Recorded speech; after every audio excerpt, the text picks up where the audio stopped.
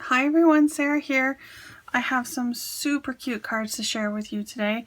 I just finished making these from the Greeting Farm stamp set, Magical Friends. I purchased this from the Not Too Shabby shop. Super cute. I kind of wanted to do some nice bright colors, and I had a general idea of the design for the card that I wanted to do because I did pick up these stitch scallop frames. These are from MFT Stamps. I did purchase them from the Not Too Shabby shop also. I picked the squares and the circles. I believe she does have ovals also. I just picked the squares and circles because I thought they would be the ones that I use the most. Also, there's 4 dies in each of these, and the ovals only has 3. So that's why I picked those ones. The outside of the card is using Lawn Fawn stitched rectangles. I used the largest ones from the large set for the background pattern paper, and then the largest one from the small set is for this white piece that I did the clouds on. So I just cut out one of those, and to do the border, the cloud border, it is the stitched puffy clouds from Lawn Fawn also. And then the rainbow, this was a die that I had purchased off of Melissa Cooper. Hi, Melissa. From her D-stash, I picked up the Lawn Fawn rainbow, and I die cut it on watercolor paper. I do have the process of me coloring them in to show you guys, but pretty much the paper stays together nicely enough that I colored it, glued it down, and then trimmed the edges. But you could just as easily take the pieces apart or cut it out of different colored paper, anything like that. But I just decided to let it stay together the way it came out of the die cut machine. And then the last die cut that I used was this word rainbows, and this was just purchased from the Not Too Shabby shop also. This is Color the Rainbow, and it's from MFT Dies. And I just used this one here that says rainbows because I used the stamp that says Hope Today Is All, and it does have rainbows in a script that you could stamp separately, but I decided to use the die cut. So in that one, on the frames, I die cut 3 pieces and glued them together, and the words are 2 pieces glued together. So I do have coloring process for this, also for the ponies, and then just a quick putting the card together. And they are just blank on the inside. I haven't finished any of that yet, but I just thought they were so cute. Adorable. And then there's this one. Alright, so I will attach all the process for you guys if you would like to watch it. Please comment, subscribe, and have a great day. Thanks. Bye. Okay, so these images are stamped on the B Paper Company Artist Marker Pad using the Simon Says Stamp Intense Black ink. The first pony I am coloring in with a yellow body, and I chose Y11, YR31, and YR21. Now I know that the Y11 looks very, very bright, but that was the whole idea of these images. Kind of taking my inspiration from My Little Pony. It's kind of hard not to. And they are all done in bright, funky colors. So that's why I chose that. Just doing some basic blending, nothing too fancy. I did add in R11 for the cheeks on both of the ponies. You'll see me go back and do that a couple of times because if the paper is really saturated, it doesn't sink in too much with the other colors, so you need to do it over top again. And I'm not being too crazy about the lines, staying in the lines, because I am fussy cutting these out right to the edges.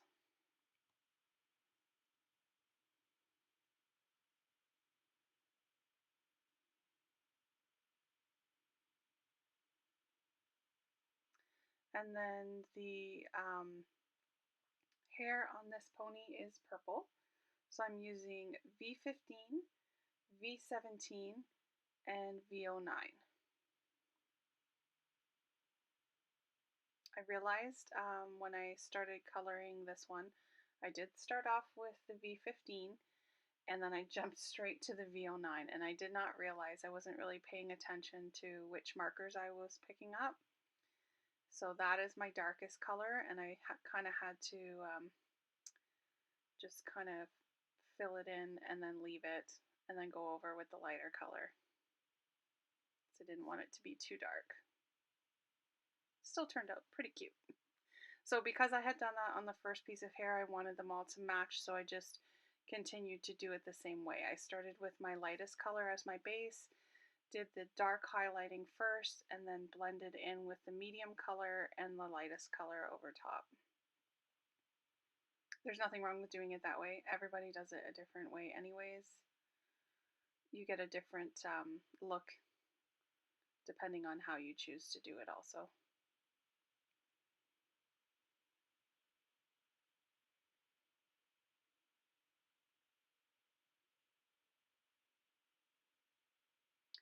So then the next pony I wanted to do in pinks and greens, and I wanted like a minty green, so I used the G12, G24, and G94.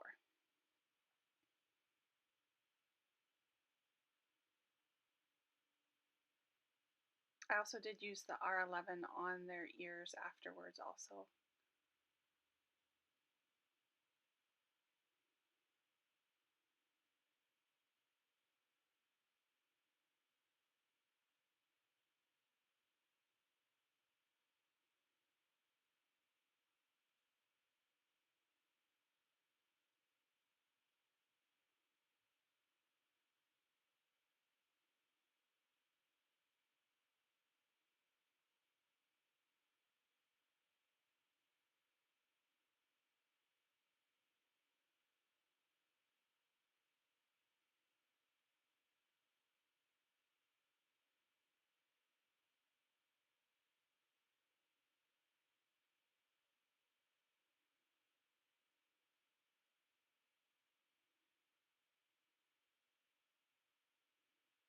Until I colored that one in really fast. This is just the cheeks with the R11, and then afterwards you'll see I am using the blender pen just to get off some of the green from the eyes on that one pony. I do go on it with a white gel pen at the end, but it's always best to try and get a little bit of the color out if you can with your blender. So for this pony's mane and hair and tail, I use R43, RV14, and then R46. Again, a nice, bright, funky color for a pony. And this one I did go from light to medium to dark.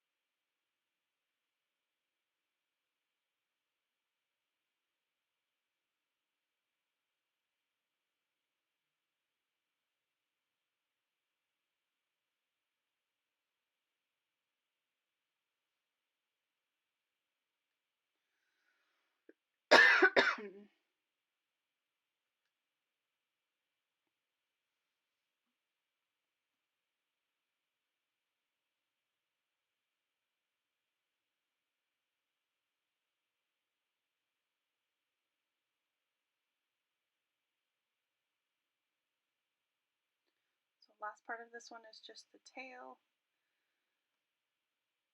Again, I did do just quick coloring on these ones, but I tried to follow the lines of the curls and waves as much as I could. This one you can tell I get a little bit more messy because I'm trying to do the flick marks, and I always find it's better to start from outside of the lines, and then that way you don't do too much inside the middle where you don't really want it.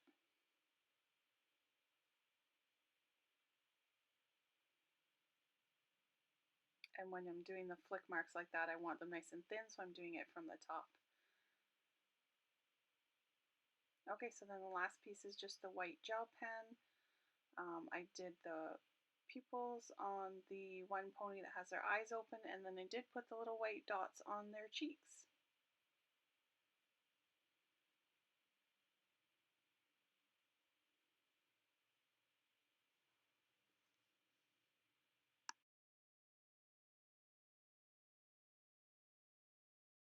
Okay, so these are the colors that I use for the rainbow. If you want to pause it and take a closer look, sorry. This is the rainbow dyes in the watercolor paper. I did just use my white paper that's laminated as a palette and quickly brushed on with my water brush from the distress markers. I wasn't too concerned about going over the lines. I did want to kind of get in the groove in between each of the die cuts, but I was okay if they bled over just because that kind of gives it the watercolor look. So quickly just red, yellow, or sorry, red, orange, yellow, green, blue, and violet. And there is one extra piece on that rainbow, so I did, when I got to the end, I pulled that piece on the bottom out because I did not want to add in an extra color.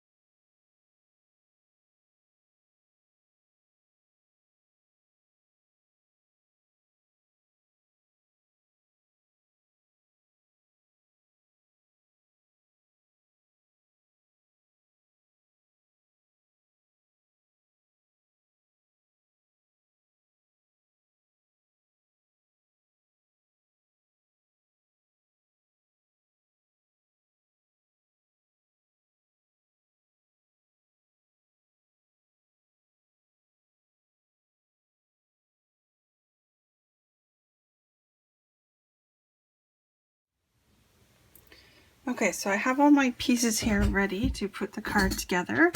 I am using a white card base. This is the Recollections 110 pound paper. This is just a sheet of patterned paper from this Prima Sweet Fairy paper from my stash. Been there for a while. So I used the large stitched rectangle from Lawn Fawn. That's the biggest one here out of the large stitched rectangle set, and that was to die cut the patterned paper. And then I took a piece of the Recollections paper in the white cardstock and die cut the next one down, which is the largest out of the small stitch rectangles. And I used the Lawn Fawn. This one here is the stitched, I don't think it's in there, but the stitched puffy clouds. I used the middle size. And I just took actually one of the squares and die cut the cloud border on either side. So I had two pieces because I'm making two cards here.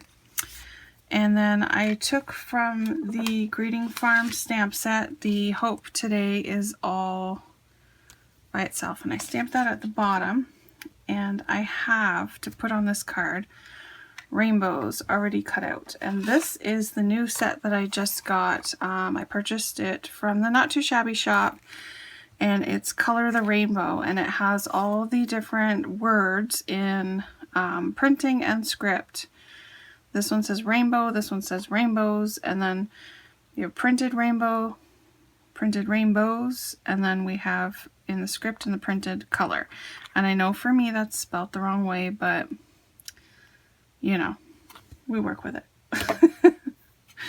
So I cut that out twice out of this glitter cardstock, and this is the same glitter cardstock I used on my last unicorn card. It is a very old paper pad that I have in my stash, so it's not available anymore, but it has this paper that is like super shiny and glittery. This is the pink that I'm using in the other card. The next part is this frame, and this is also a brand new die set that I got from the Not Too Shabby shop. And I purchased it in the circles and in the squares, and it's the stitched scallop frame. So it actually cuts out a frame, and I did 3 layers and glued them all together so that I have a nice thick frame. And so what I'm going to do, and I have my rainbows that I colored on the watercolor paper. I've already laid it out just to kind of know where I'm putting all these little pieces. That's pretty much how I want to have it positioned on the card. So I just made a little pencil mark, because what I want to do is glue down the clouds, but just on the bottom. So I'm going to add a little bit of glue just to the bottom, and I'm going to put it just over my line and centered on the front there. And the reason why I'm not gluing the top of the clouds is because I want to stick my rainbow underneath, but I want to put my frame first, because the rainbows are going to go under the clouds but over the frame. We're going to do it like that.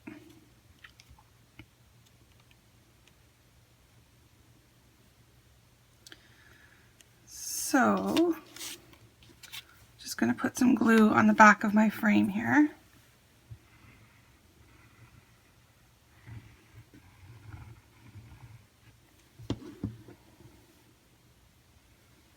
And make sure that it is centered. And by centered, I mean these sides and the top. And just press it down.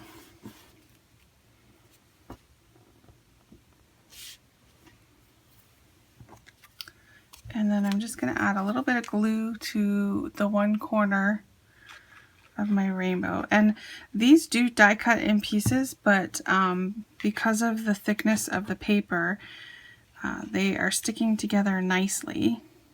So I wanted to leave them together, and that's why I colored them together. And then I'm just going to flip it over here and add some glue to this edge here. Oh, I don't want that to go down. And I'm going to just place my acrylic block on here just to hold it in place so that the glue will dry. And then when that's done, I'm just going to trim it. I'm going to use my multi-medium mat to glue that down, and I'm going to put some foam tape to glue this on. Okay.